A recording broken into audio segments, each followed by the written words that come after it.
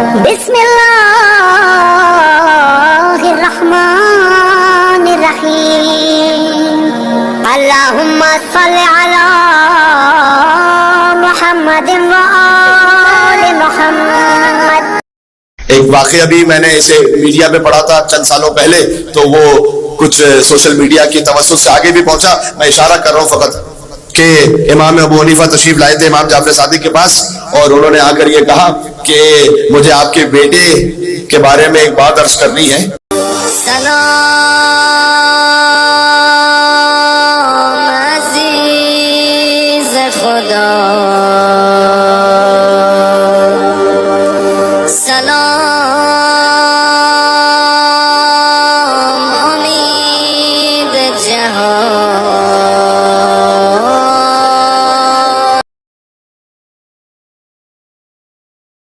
ایک واقعہ بھی میں نے اسے میڈیا پہ پڑھا تھا چند سالوں پہلے، تو وہ کچھ سوشل میڈیا کی توسط سے آگے بھی پہنچا۔ میں اشارہ کر رہا ہوں فقط کہ امام ابو حنیفہ تشریف لائے تھے امام جعفر صادق کے پاس، اور انہوں نے آ کر یہ کہا کہ مجھے آپ کے بیٹے کے بارے میں ایک بات عرض کرنی ہے۔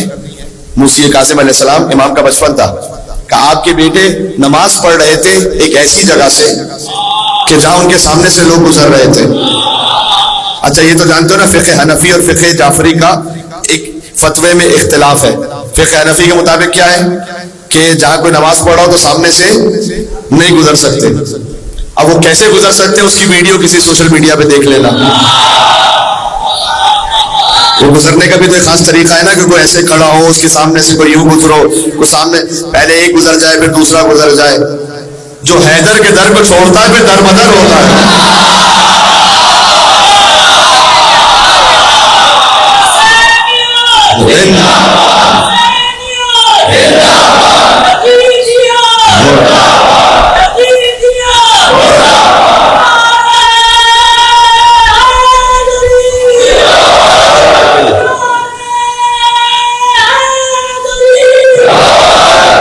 تو امام ابو حنیفہ نے شکایت کی کہ اے فرزند رسول جعفر صادق علیہ السلام، آپ کے فرزند موسی قاسم وہ نماز پڑھ رہے تھے ایک ایسی جگہ سے کہ جہاں سامنے سے لوگ گزر رہے تھے۔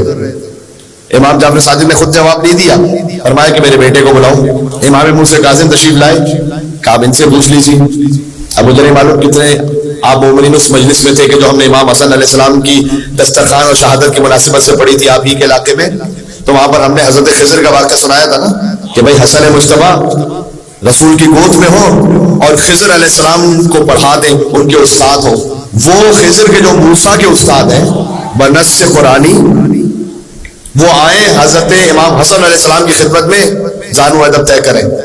روایت میں ایک ہے کہ مولا نے سبحان اللہ رسول اللہ نے مولا کے لیے فرمایا تھا کہ خضر وہ استاد موسیٰ ضرور ہے، لیکن اے علی آپ کے اور خضر کے علم میں جو فرق ہے، وہ حضرت خضر کشتی میں تھے نا، انہوں نے سوراخ کیا تھا تو ایک پرندہ نازل ہوا اور اس نے پانی پیا اس سمندر سے، اس کی منقار میں جتنا پانی آیا اڑتا ہوا چلا گیا۔ تو آواز قدرت آئی تھی، در حقیقت یہ ہے روایت، آواز قدرت آئی تھی کہ اے خضر آپ استاد موسیٰ ضرور ہیں، لیکن آپ کے اور آخری زمانے میں ایک نبی آئیں گے، ان کے ایک وسیع ہوں گے، ان کے اور آپ کے علم میں فرق ہی ہے کہ جتنا پرندے کی چونچ میں آ گیا وہ آپ کا علم ہے، جو سمندر میں رہ گیا وہ علی بن ابی طالب کا علم ہے۔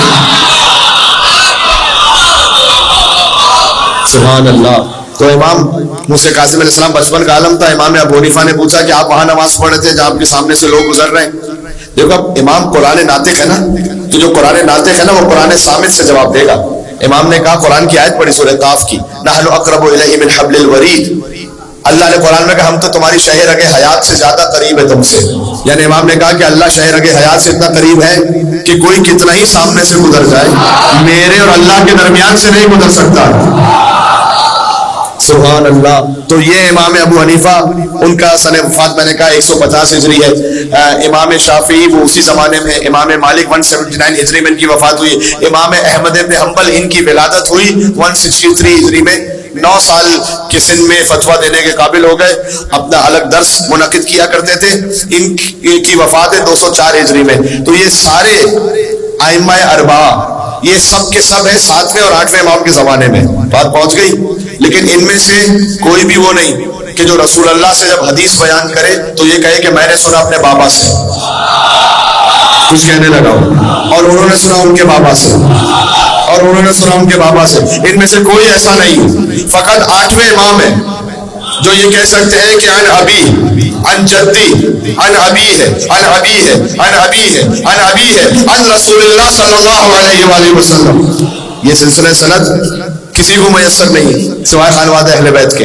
یہی تو حدیث سلسلۃ الذہب ہے جو مولا رضا کی زری پر لکھی ہوئی حدیث کہ میں نے سنا اپنے بابا موسی کاظم سے، انہوں نے سنا ان کے بابا جعفر صادق علیہ السلام سے، یہاں تک کہ رسول اللہ صلی اللہ علیہ وآلہ وسلم.